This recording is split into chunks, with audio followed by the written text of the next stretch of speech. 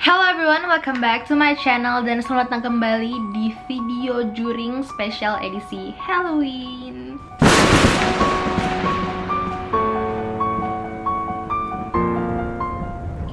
So today we're going to discuss about The Haunting of Connecticut.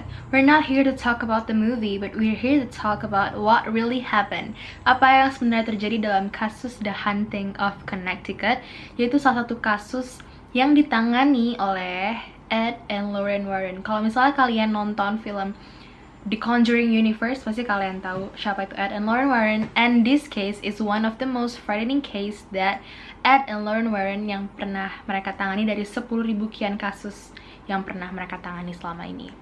Dan The Haunting of Connecticut ini pada saat itu, pada tahun 1980, itu menjadi topik perbincangan yang sangat-sangat ramai gitu di tengah masyarakat dan menyebabkan banyak kontroversi juga di tengah masyarakat. Maka dari itu kita langsung aja ke ceritanya.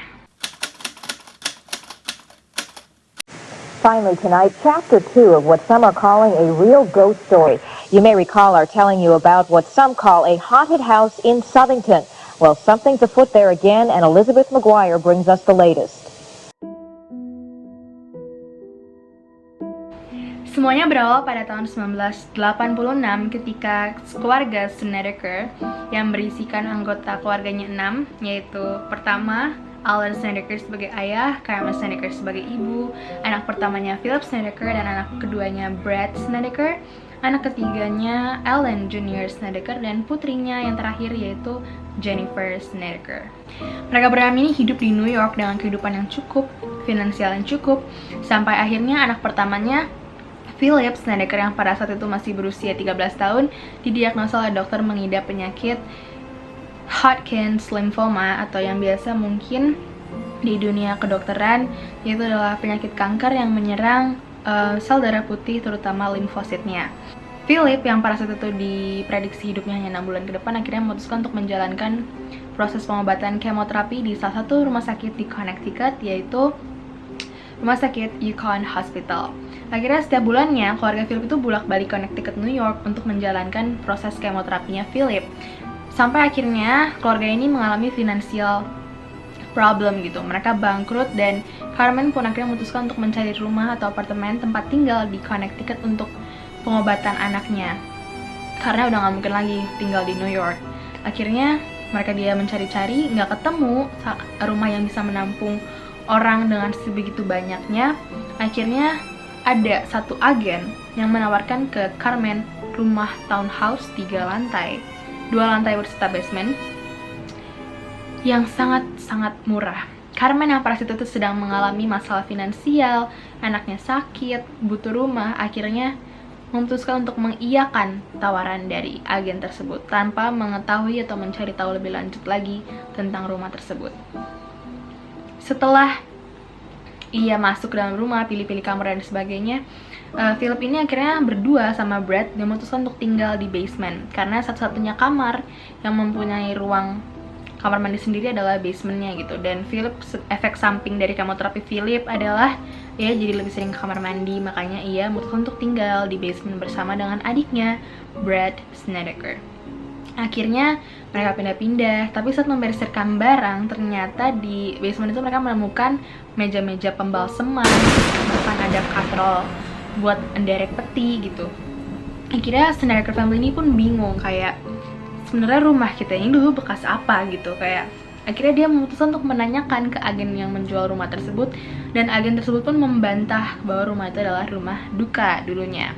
Tetapi the whole neighborhood berusaha untuk mengasih tahu ke Snedeker family bahwa itu adalah dulu bekas rumah duka The Hallahan family yang udah berjalan jadi rumah duka itu udah kayak beberapa dekade gitu. Akhirnya mereka kayak berusaha untuk nggak menggubris itu semua dan live a happy life di situ. Sampai akhirnya gangguan-gangguan ini muncul pertama kali adalah kepada Philip. Philip pun mulai mengadu ke ibunya dan mulai bilang kayak, "Mommy, I saw someone in my room. Mommy, I heard someone calling my name last night. Mommy, mommy," gitu. Akhirnya ibunya pun kayak membantah semua perkataan Philip karena ibunya merupakan seorang religius Katolik yang nggak percaya dengan hal-hal kayak gitu. Dan akhirnya dia bilang, awas ya kamu cerita ke adik-adik kamu, jangan sampai bikin semua orang parno. Brad yang pada saat itu juga mendengar langsung dari Philip akhirnya merasa ketakutan, dan mereka nggak pernah bisa tidur dengan lampu keadaan mati gitu. Akhirnya Philip yang dibilang seperti itu oleh ibunya memutuskan untuk kayak ya udahlah gue diem aja, dan dia mulai menuliskan jurnal. Tapi adiknya akhirnya mulai mengalami gangguan yang dialami oleh Philip. Jadi pada saat malam hari gitu ayahnya marah kan karena biaya tagihan listrik yang diberikan oleh pemerintah itu kayak tinggi banget, karena ternyata lampunya anaknya tuh nggak pernah mati kalau tidur.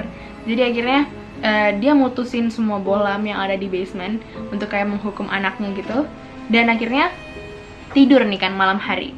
Brad tidur dan dia melihat Jennifer adiknya nyalakan saklar di basement. Dia pun lupa kan, dia kayak mengejar adiknya ke atas kayak pengen nabok gitu. Terus ketemulah sama ayahnya, yaitu si Alan Snedeker. Alan pun langsung marahin Brad kayak, why are you upstairs? Bukannya lo harusnya tidur di bawah gitu. Si Brad pun bilang, ini nih Jennifer mati nyalain saklar lampu gitu kan. Terus si bapaknya bilang, bukannya lampu bohlamnya udah gue matiin, lihat adik lu tuh tidur selama ini. Akhirnya Brad pun masuk ke kamar Jennifer and saw her sister was sleeping all the time. Jadi kayak sebenarnya siapa yang selama ini mati nyalakan saklar lampu gitu. Akhirnya dia pun mulai ketakutan lagi, dan dia bahkan lebih ketakutan lagi terhadap Philip gitu, karena Philip kepribadian Philip tuh was changing gitu setelah kejadian-kejadian itu. Dia mulai nulis jurnal-jurnal, dia pendiam, dia jadi pemarah, dia juga agresif gitu. Bahkan dia sempat berantem besar gitu dengan Brad sampai ketonjok-tonjokan. Akhirnya keluarga ini kedatangan sepupunya atau keponakan dari Carmen Snedeker, yaitu Tammy Elvis. Jadi Tammy ini waktu itu kedua orang tuanya sedang kayak proses perceraian, jadi dia kayak nggak jelas gitu mau tinggal di mana. Akhirnya di-invite sama Carmen untuk ya udah lalu tinggal aja di sini gitu. Akhirnya si Tammy pun kayak ngebantu-bantu Carmen dong, beres-beres rumah dan sebagainya.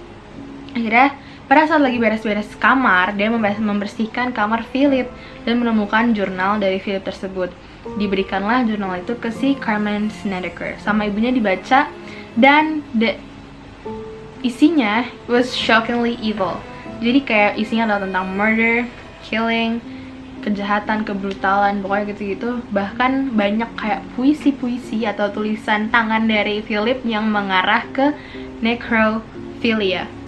Necrophilia itu sendiri adalah kayak kecenderungan atau ketertarikan untuk berhubungan seksual dengan mayat gitu lah. Pokoknya dia menemukan mayat itu interesting gitu.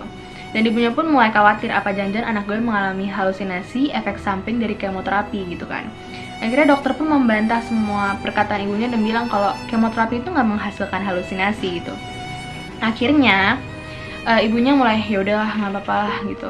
Tapi puncaknya adalah pada saat ia menyerang, si Philip ini menyerang Tammy in the intention untuk raping.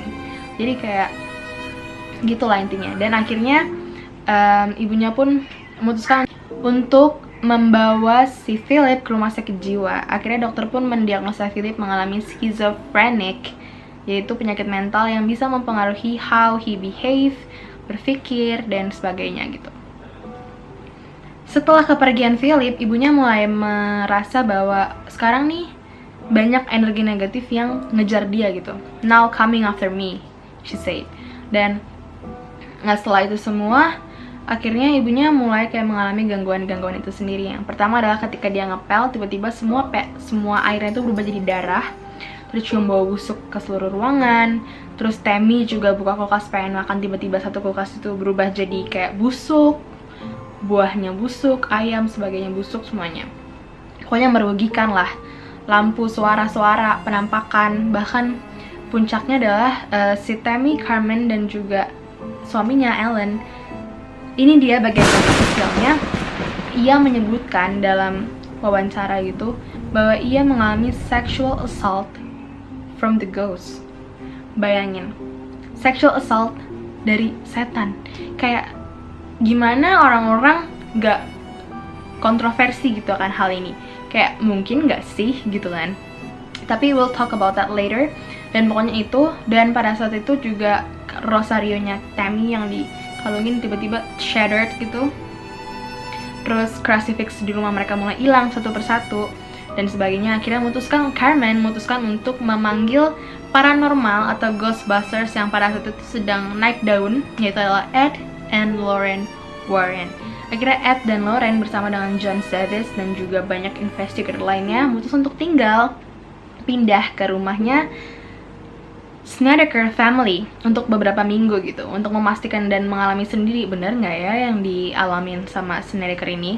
Dan setelah beberapa minggu tinggal di rumah Snedeker family itu, akhirnya Lorraine memutuskan untuk kayak, ya rumah ini kehantuan gitu, banyak hantunya gitu, karena dia sendiri merupakan seorang clairvoyant, dia bisa melihat masa lalu dan dia melihat sendiri dengan mata kepalanya bahwa anggota keluarga Snedeker itu ada yang diangkat, dibanting sana sini, pokoknya udah fisik gitu mainnya. Akhirnya dia memutuskan untuk mengeksorsis rumah tersebut bersama dengan 1 pastor dan 3 dekan untuk melakukan ritual eksorsis. Setelah rumah tersebut dipastikan telah bersih, akhirnya mereka pindah lagi ke dalam rumah itu dan mereka mulai bercerita gitu bahwa ternyata kayak, kenapa gue memutuskan untuk publik cerita ini, karena sebenarnya keluarga ini tuh udah nggak tenang banget gitu dengan semua gangguan ini, apalagi anak mereka masih kecil-kecil dan sebagainya. Bahkan dengan keputusan mereka mempublish cerita ini ke publik adalah hal yang menurut gue itu sangat kontroversial, karena bukannya menimbulkan support, justru menimbulkan tudingan-tudingan negatif. Karena pada tahun itu orang-orang yang berbicara tentang hal ini tuh ibaratnya punya mental illness gitu, karena nggak semua orang percaya dengan hal-hal kayak gini. Nah, bahkan banyak keluarga yang bilang kalau Snedeker family ini crazy, they just need money, dan makanya dia bilang made this up dan sebagainya gitu. Tapi kita nggak ada yang tahu lah ya, jadi kayak kita juga nggak bisa menghakimi orang karena dia mengalami dan sebagainya. Now we're going to talk about the sexual assault.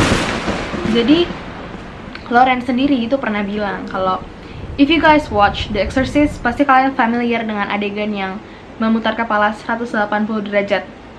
Nah, itu kata Lorraine, it's impossible because if it's actually happen in real life, it's physical death. Jadi kayak kematian fisik, nggak mungkin orang mati dong gitu kan.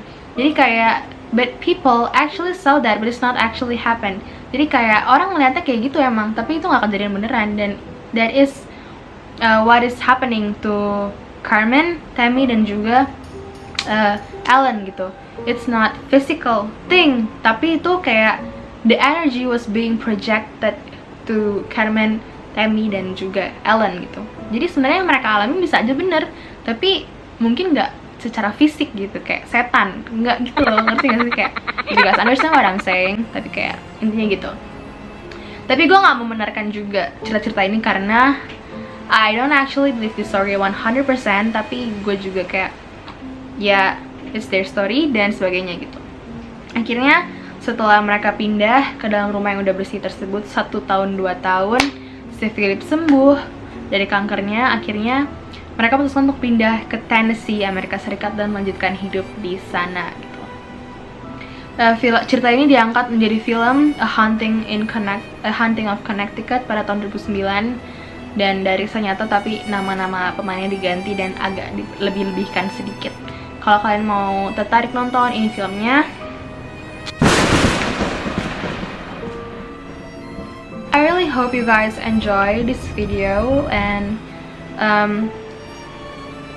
coba komen down below kira-kira kalian percaya apa enggak sama cerita The Snedeker family ini. Apakah menurut kalian ini cuma dibuat-buat biar dapat uang, atau beneran kejadian? Karena menurut gue yang sexual assault itu agak kontroversi sih, tapi ya nggak apa-apa, siapa tahu emang orang mengalami kejadian itu beneran gitu kan. Dan jangan lupa untuk like dan subscribe all. Thank you for watching.